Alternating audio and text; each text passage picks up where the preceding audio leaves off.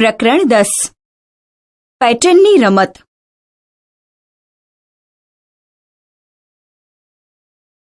પ્રસ્તાવના. અહીં ટીનું આ બ્લોકનો ઉપયોગ સાડી બનાવવા કરે છે, જેના માટે તેણે સાડીની બોર્ડરમાં બતાવ્યા પ્રમાણે બ્લોક મૂક્યો, પણ વચ્ચેના પાલવના ભાગમાં આપેલ બ્લોકના આકારને બે આડા બ્લોક સામસામે મૂકી કર્યો છે. ચાદરમાં પેટર્ન બનાવવા પ્રથમ આપેલ બ્લોકનું 4 જૂથ આ રીતે બનાવી એક પેટર્ન બનાવી. આ પેટર્ન ચાદરના પ્રથમ હારમાં 4 વખત, ત્યારબાદની હારમાં 3 વખત, પછી 4 વખત અને અંતમાં 3 વખત એમ ગોઠવણી પૂર્ણ કરી છે. દુપટ્ટા માટે આપેલ બ્લોકને પહેલા સીધી, પછી ઉલટી રીતે ગોઠવી આ પેટર્ન પૂર્ણ કરી છે. તમે જોયું કે ટીનુએ એક જ બ્લોકનો ઉપયોગ કરી જુદી જુદી રીતે પેટર્ન બનાવી. યામિનીએ તેની પાસેના બ્લોકનો ઉપયોગ કરી કેટલીક પેટર્ન બનાવી. તેણે આ પેટર્ન આગળ વધારવામાં મદદ કરીએ.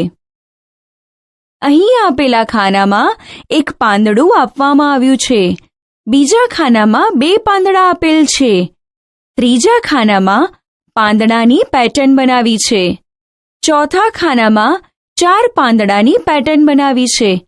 આ જ પ્રમાણે ફરી 5મા ખાનામાં પહેલા ખાનાની જેમ એક પાંદડું આપેલ છે, ત્યારબાદ 2 પાંદડા ગોઠવવા, ત્યારબાદ ફરી 3 પાંદડા અને પછી 4 પાંદડા મૂકી પેટર્ન પૂર્ણ કરીએ.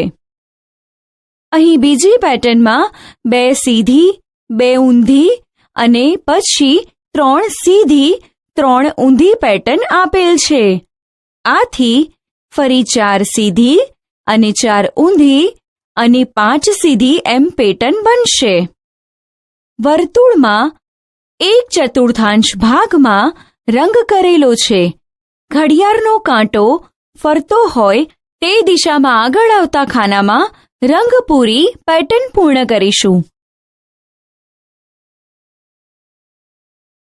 આપણે આંકડા અને અક્ષરોના ઉપયોગથી પણ સુંદર પેટર્ન રચી શકીએ છીએ. અહીં થોડા ઉદાહરણ આપેલા છે. આપણે તેને આગળ વધારીએ. પહેલા લંબગોળમાં ABC, બીજા લંબગોળમાં DEF, ત્રીજા લંબગોળમાં GHI લખેલ છે.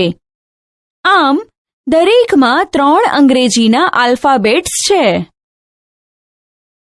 તે જ રીતે પેટર્ન આગળ વધારતા ચોથામાં JKL, 5મા MNO અને 6ઠામાં PQR આવશે. અહીં પહેલા ખાનામાં 28Z, બીજા ખાનામાં 27Y, ત્રીજામાં 26X છે. અહીં સંખ્યા અને આલ્ફાબેટ ઉતરતા ક્રમમાં છે, તેથી આગળના ખાનામાં આવશે 25W, 24V, 23U.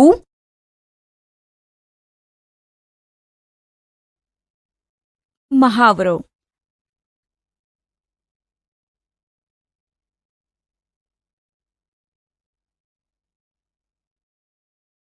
કોઈ પણ અંક 2 વાર ન આવવો જોઈએ. અંકોનું આ ચોકઠું જુઓ. શું તમે આ સુંદર પેટર્ન જોઈ શકો છો? મોનુ કહે છે, એક લીટીમાં એક અંક 2 વાર નથી આવતો.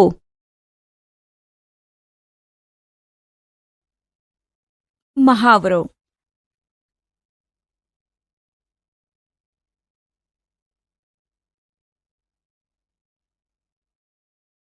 જાદુઈ પેટર્ન. અહીં એક પેટર્ન દર્શાવવામાં આવી છે. જુઓ, અહીં અંક 1 થી 7ની પેટર્ન દર્શાવેલ છે. તેની દરેક લીટીનો સરવાળો 12 થાય છે.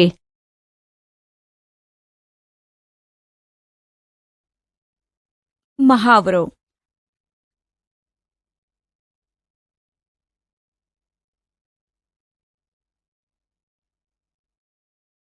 અંકોનું ટાવર. મિનારો.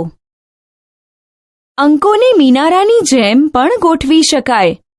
અહીં આપેલ સંખ્યાની પેટર્ન મેળવવા આપણે નીચેથી શરૂ કરીશું. અહીં 3 સંખ્યાઓ આપેલ છે, 10, 20 અને 30. હવે ત્રણેય સંખ્યાઓમાંથી આગળની 2 સંખ્યાઓ 10 અને 20નો સરવાળો તે 2ની ઉપર મધ્યમાં લખેલો છે. તેવી જ રીતે 20 અને 30નો સરવાળો 50 તે 2ની ઉપર મધ્યમાં લખેલો છે.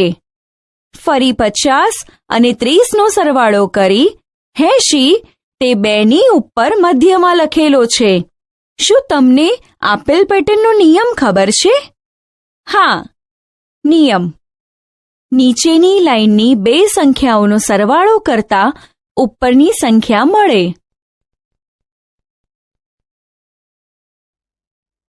મહાવરો: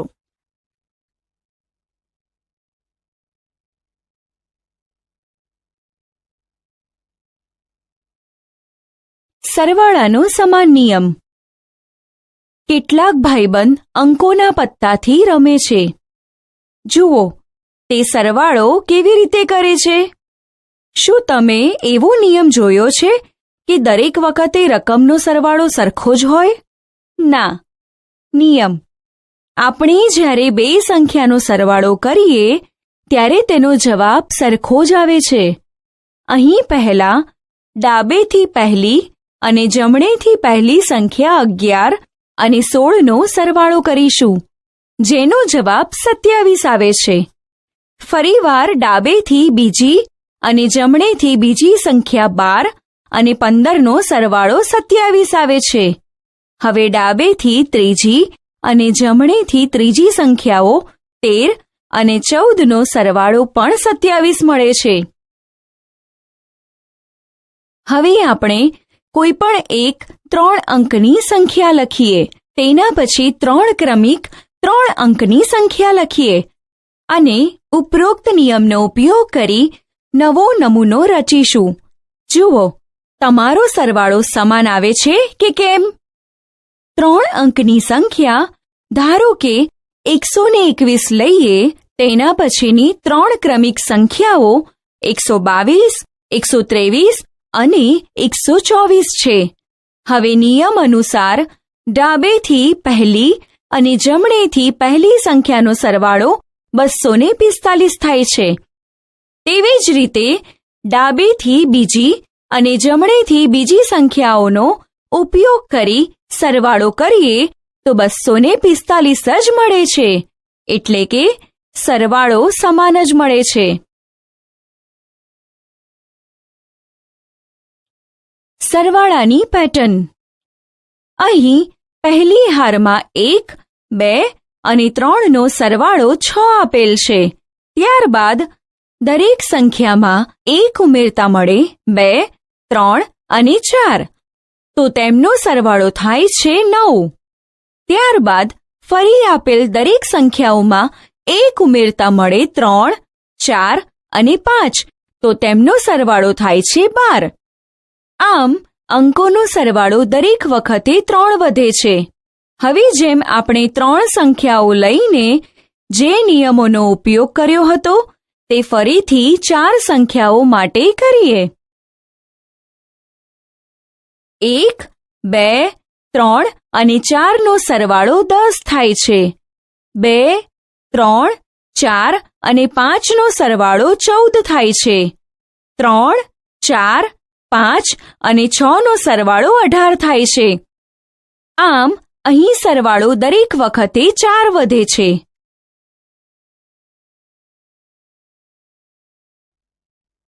મહાવરો.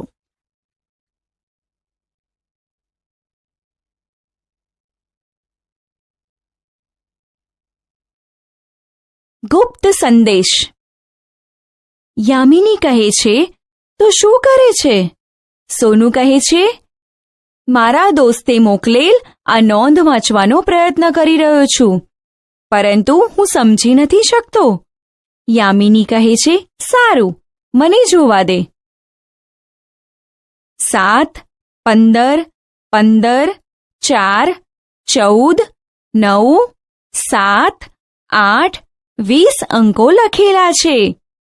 તેણે કહ્યું, આ એક ગુપ્ત સંદેશ જેવું લાગે છે. યામિનીએ નિયમ સમજાવ્યો. અંકોનો ઉપયોગ અક્ષરો માટે થયેલ છે. દાખલા તરીકે, જે એટલે 10, પી એટલે 16, 10, 21, 13, 16 એટલે JUMP, જમ્પ. તેવી જ રીતે સોનુએ બતાવેલી નોંધમાં 7, 15, 15, 4, 14, 9, 7, 8, 20 એટલે GOOD, NIGHT એટલે ગુડ નાઇટ થાય.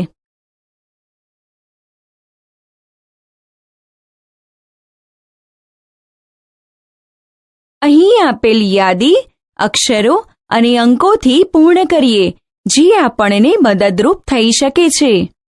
ટીનુ તેના મિત્રને ગુડ મોર્નિંગ લખવા ઈચ્છે છે. ઉપરના નિયમનો ઉપયોગ કરીને તે કેવી રીતે લખશે? GOODMORNING.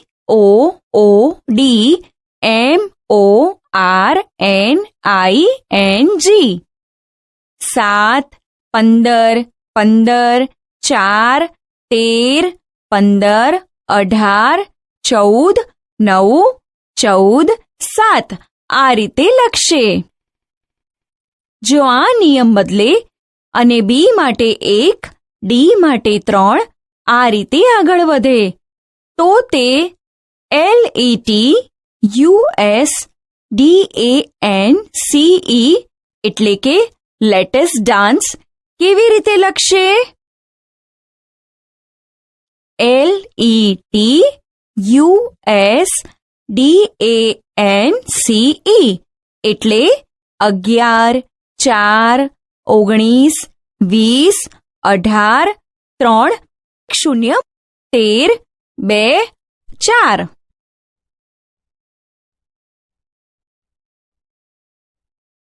વધુ ગુપ્ત સંદેશા. શોભના અને જગ્ગુ રમત રમી રહ્યા છે. તેઓ કોઈ ગુપ્ત સંદેશો લખી રહ્યા છે, પરંતુ કોમલ તેમને સમજી શકતી નથી. તેથી જગ્ગુએ તેનો નિયમ સમજાવ્યો. જગ્ગુ કહે છે, તું જો, અમે દરેક મૂળાક્ષરો તેની પછીના મૂળાક્ષર સાથે બદલેલ છે.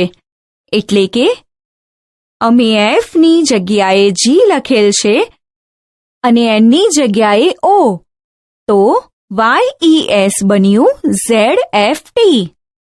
કોમલ કહે છે, ઓહો, હવે હું સમજી. શોભનાએ જગ્ગુને કહ્યું, IFMMP IPXBSF ZPV એટલે શું થાય? આ સંદેશો આવ્યો તેનો અર્થ હેલો, હાઉ આર યુ એવો થાય.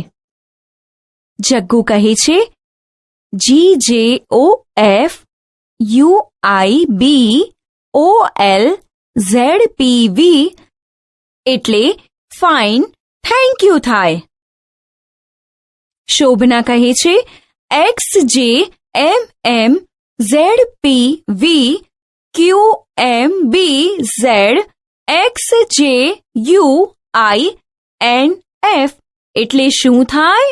આ સંદેશો will you play with me થાય. જગ્ગુ કહે છે, ZFT એટલે યસ. કોમલ કહે છે, ઓહો, હવે હું સમજી. અહીં ઉપર આપણે દરેક મૂળાક્ષરોને તેના પછીના મૂળાક્ષર સાથે બદલેલ છે, પણ હવે આપણે દરેક મૂળાક્ષરોને તેના પહેલાના મૂળાક્ષરો સાથે બદલીશું.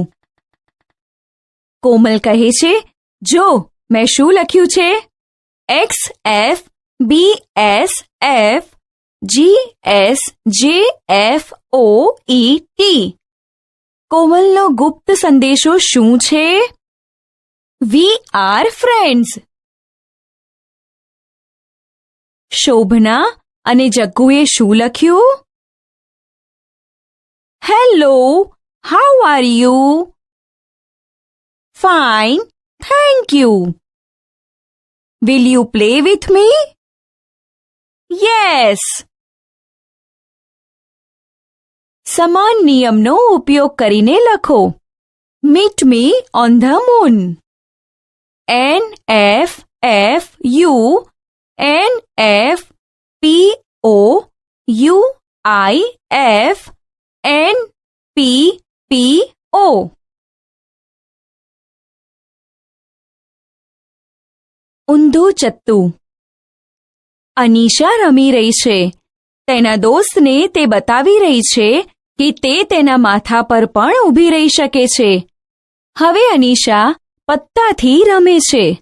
આપેલ પત્તામાં સીધી પત્તીઓ છે, તો પત્તાને ઊંધું કરતા કેવું દેખાશે તે દોરીશું.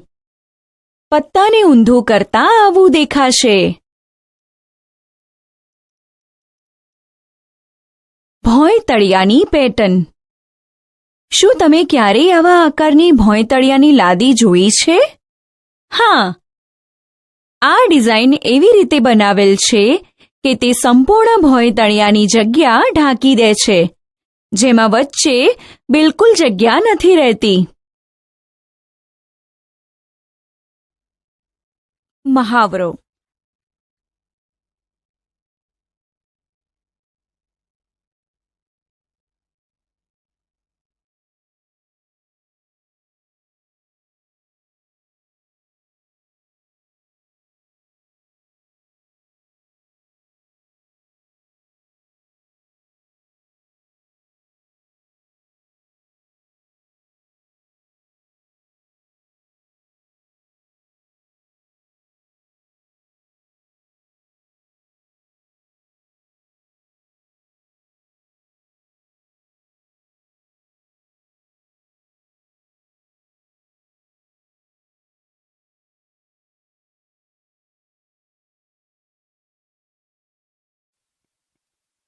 આપણે શું શીખ્યા?